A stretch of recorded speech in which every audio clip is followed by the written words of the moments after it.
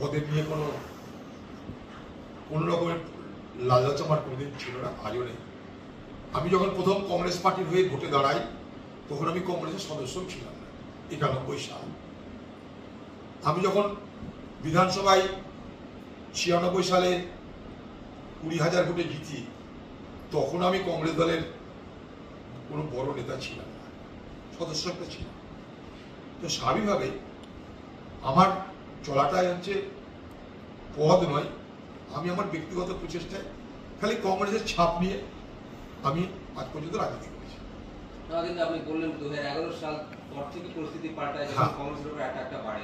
তারপরে আপনার যখন এমওএস রেল ছিলেন আপনার উপর কেস দেওয়া হয়, খুনের কেস দেওয়া হয়। তো এটার পরে এখন একটা নতুন একটা গতকাল যখন মিটিং হলো সেটাতে আপনিও গেছিলেন, পরে প্রদীপ ভট্টাচার্য গেছিলেন, প্রদেশ কংগ্রেস সভাপতি প্রাক্তন। তাকে যখন এটা জিজ্ঞেস করা হলো উনি বললেন দলটাকে নতুন করে এখন সাজাতে হবে, পশ্চিমবঙ্গে এখনো সুযোগ রয়েছে এবং পুরো ইনফ্রাস্ট্রাকচার চেঞ্জ করতে হবে। বড় প্রশ্ন করা হয়েছিল তাহলে কি টিএমসি প্রতি কি অবস্থান চেঞ্জ হতে পারে? তিনি জানিয়েছেন কি হ্যাঁ পরিস্থিতি চেঞ্জ হচ্ছে, সেটা এখনই বলা সম্ভব নয়। চেঞ্জিং পরিস্থিতি দেখুন, একটা কথা, টিএমসি বড় বড় নেতারা তারা খোলা মঞ্চেই বলে বা তারা সাংবাদিকদেরকেও বলে যে we have ensure the removal of Adhir Chowdhury from Congress party. অর্থাৎ আমরা কংগ্রেস পার্টি থেকে অধীর চৌধুরীকে বার করার ব্যবস্থা করেছি। তারা বলে, আমি জানি না, কোট আনকোট তারা বলে।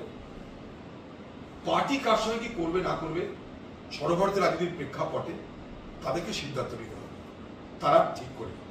আমাদের কখনো যদি মতামত দিতে থাকে আমরা নিশ্চয়ই সেখানে বলবো আমাদের মতামত, আপনাদেরকে নিশ্চয়ই বলবো না। তো পশ্চিমবঙ্গে আমরা কালকেও বলেছি, আমি কেশী বেণুগোপালকে, আমরা সন্ত্রাস, অত্যাচার, হিংসার শিকার। কাদের হাতে? সরকারি দল অর্থাৎ টিএমসি হাতে। এ কথা বলার মধ্যে কোনো দ্বিধা নেই, আমার কোনো জড়তা নেই, কোনো সংকোচ নেই। কালকে হঠাৎ করে যখন মিটিং শুরু হচ্ছে, শুরু তখন মিটিং ফিটিং জানি গল্পতে, তখন হঠাৎ করে মোহাম্মদ মীর এসছে, গোলাম মীর, ওখানে দুটো এখন এসেছে নেতা, গোলাম মীর আর একটা সিং সাহেব বলে একজন, দুজন। এরাই এখন রাজ্যটার মাথা হয়েছে, এরাই মোটামুটি রাজ্যটাকে চালাচ্ছে এবং এরা রাজ্যের বিশেষ বিশেষ কিছু লোককে চেনে, রাজ্যের সব লোককে চেনে বলে আমার জানা নাই। কারণ কালকে যারা গোটা রাজ্যের আন্দোলনটা করে, সংঘর্ষ করে, জেলে যায়, মার খায়, সেই সমস্ত নেতা নেত্রীদের কাউকে আমি সেভাবে দেখতে পেলাম না। অনেক নেতা নেত্রী কর্মী সব বাইরে থেকে গেছে যারা দলকে পরিচালনা করে। যেমন মনে করুন মালদাতে আমাদের কর্মী খুন হচ্ছে, জলপাইগুড়িতে আমাদের কর্মীকে মেরে দেওয়া হচ্ছে। সেখানটায় কারা যাচ্ছে বলুন তো? আন্দোলনটা কারা করছে পশ্চিমবঙ্গে? সেই সমস্ত নেতাদেরকে কালকে সেভাবে আমি দেখলাম না।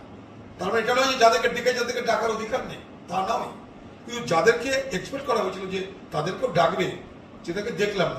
বেণুগোপালকে আমি বললাম যে আরো পশ্চিমবঙ্গের নেতা নেত্রী আছে, তাদেরকে ডাকুন। কারণ আমি সভাপতি ছিলাম যখন, আমি বহু লোককে দেখেছি তারা সক্রিয়ভাবে পার্টিটা করেছে, পার্টিটাকে শক্তিশালী করেছে, তাদেরকেও আপনারা দেখে আলোচনা করবেন।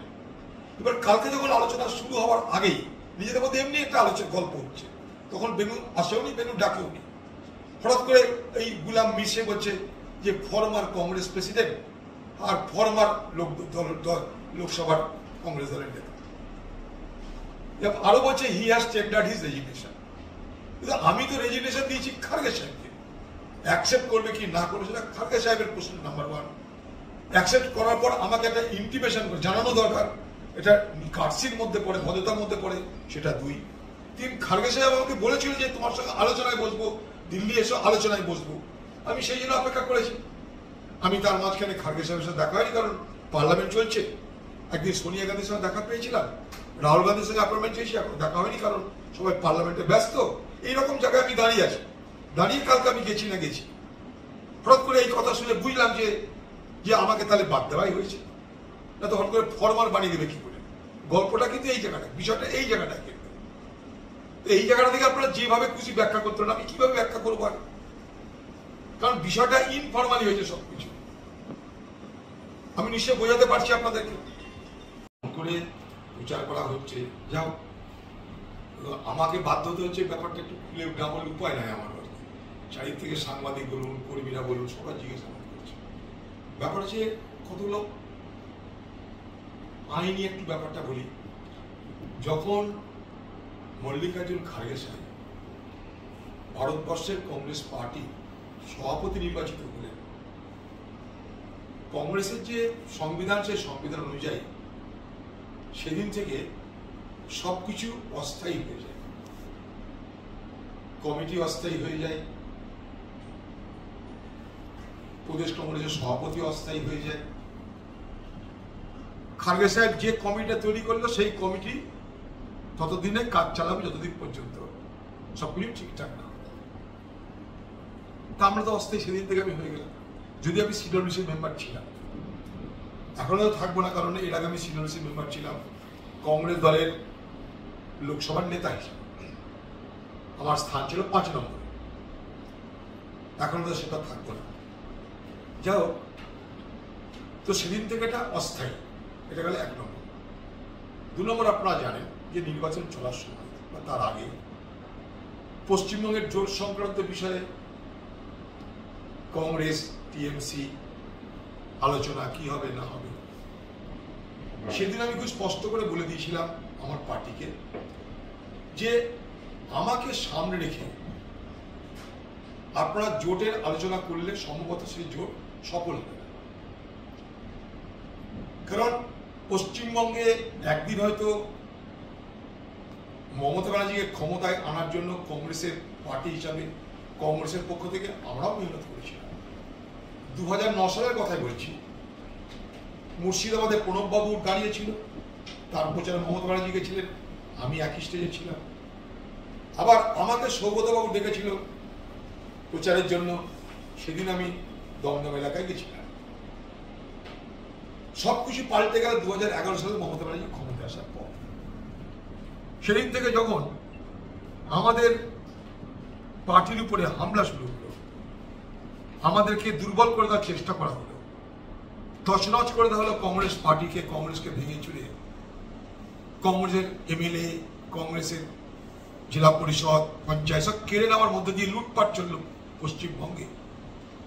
তখন যেহেতু আমি কংগ্রেসের একজন কর্মী, দেখুন আমার রাজনীতি মূলত জেলা কেন্দ্রিক, তারপরে হতো রাজ্য কেন্দ্রিক। ঘটনাচক্রে পশ্চিম ভারতবর্ষের লোকসভায় আমাকে কংগ্রেস পার্টির সোনিয়া গান্ধী, রাহুল গান্ধী মনে করেছিল, তাই দায়িত্ব দিয়েছিল। কিন্তু মূলত আমরা জেলা কেন্দ্রিক অথবা রাজ্য কেন্দ্রিক। তো যখন একের পর এক আক্রমণ হতে আরম্ভ করলো আমাদের উপরে, তখন জেলা বাঁচাতে, পার্টি বাঁচাতে, কখনো রাজ্যকে বাঁচাতে আমাকে লড়তে হয়েছে মমতা ব্যানার্জির বিরুদ্ধে। যে লড়াই একদিন করেছিলাম বামের বিরুদ্ধে, সেই লড়াই আমাকে করতে হলো মমতা ব্যানার্জির বিরুদ্ধে। না হলে আমাদের অস্তিত্বের প্রশ্ন, আমাদের টিকে থাকার প্রশ্ন জড়িয়ে। তো সেইটা আমি দিল্লি নেতৃত্বকে বুঝিয়ে বলেছিলাম যে আমাকে সামনে রেখে কোনো জোট করা আপনাদের পক্ষে কঠিন হবে, বরং আপনাদের আমি সাজেশন দিচ্ছি যে আমাকে সরিয়ে আপনারা অন্য কোনো নেতাকে সামনে রেখে জোটের আলোচনা করুন। আমি সাজেশন দিয়েছিলাম, কারণ আমি রেলমন্ত্রী থাকা অবস্থায় এই মমতা ব্যানার্জির নির্দেশে মমতা ব্যানার্জির সরকার মুর্শিদাবাদের বাংলাদেশের বর্ডারে মারামারিতে নিজেদের মধ্যে কেউ খুন হয়েছে পারিবারিক গন্ডগোলে, আমাকে সেই কেসের খুনি করে আসামি বানানো হয়েছে। তো সেই জায়গায় বুঝতেই পারছেন যে আমি আজকে রাজ্য সরকারের কোন নজরে থাকি। তো সেইটাই আমি দিল্লি থেকে বুঝিয়েছিলাম যে আমাকে সামনে রেখে আপনারা কিন্তু জোটের কাজ, জোট সম্পন্ন করতে গেলে সেটা হবে না, আপনারা নিজের দেখুন। তারপরে কথা আপনারা জানেন। এইবার জোট প্রক্রিয়া চলা অবস্থায়, ভোট চলা অবস্থায় আমাকে তো পশ্চিমবঙ্গের তৃণমূলের বিরুদ্ধে প্রচার করে ভোট করতে হবে। সেখানেই আমার সর্বভারতীয় নেতৃত্বের খারাপ লাগে, সভাপতির খারাপ লাগে। সে যদি বলে যে পার্টির বাইরে সে চলে যেতে পারে, তখন একজন কর্মী হিসাবে, তারই একজন সহযোগী হিসাবে খারাপ তো লাগার কথা। খারাপ আমার লেগেছিল।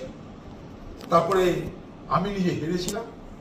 সেই খারাপ লাগা থেকে বলেছিলাম যে আপনারা নতুন কাউকে খুঁজে নিন, কারণ আমি তো পারলাম না, আপনারা নতুন কাউকে খুঁজে নিতে পারেন। এটা কিন্তু ভারতবর্ষের যে কোনো রাজ্যের যে কোনো সভাপতি এই কথাটা বলে থাকে, যে কোনো রাজ্যে, এবং আমাদের পার্টি বলে না, যে কোনো পার্টি এটা করে থাকে। এরপরে কি করে পার্টি বলে ঠিক আছে দেখছি আলোচনা করবো, আমাকেও সেই একইভাবে মল্লিকার্জুন খাড়গে বলেছে দিল্লিতে এসো, তোমার সঙ্গে বসবো, বসে আমরা সব আলোচনা করবো। এই পর্যন্ত আমি জানা ছিল আমার। তারপরে কলকাতায় রাহুল গান্ধীকে সভাপতি করার জন্য, এই লোকসভায় দলনেতা করার জন্য প্রস্তাব পাশ হলো। মল্লিকার্জুন খাড়গের হাতে সমস্ত ক্ষমতা তুলে দেওয়ার জন্য প্রস্তাব পাশ হলো কলকাতায় রাজ্য কমিটির পক্ষ থেকে। সেই রাজ্য কমিটির মিটিংটা আমি আহ্বান করেছিলাম। তার মানে যেদিন রাজ্য কমিটির মিটিং আহ্বান করা হয় সেদিন আমাকে তো সভাপতি বলেই আহ্বান করতে বলা হয়েছিল। ব্যাপারটা বোঝার চেষ্টা করো। তাহলে আমি তো তখনও সভাপতি ছিলাম, নাহলে আমাকে কেন বলবে যে রাখলে সেখান থেকে একটা প্রস্তাব পাশ করো যে মল্লিকার্জুন খাড়গের হাতে ক্ষমতা তুলে দেওয়া হচ্ছে আর রাহুল গান্ধীকে লোকসভায় দলনেতা করার, বিরোধী দলনেতার প্রস্তাব রাখা হচ্ছে। বেশ এইটুকুই হয়েছে। তারপরে কালকে জানি আমাদেরকে ডাকা হয়েছে কোনো না কোনো কারণে।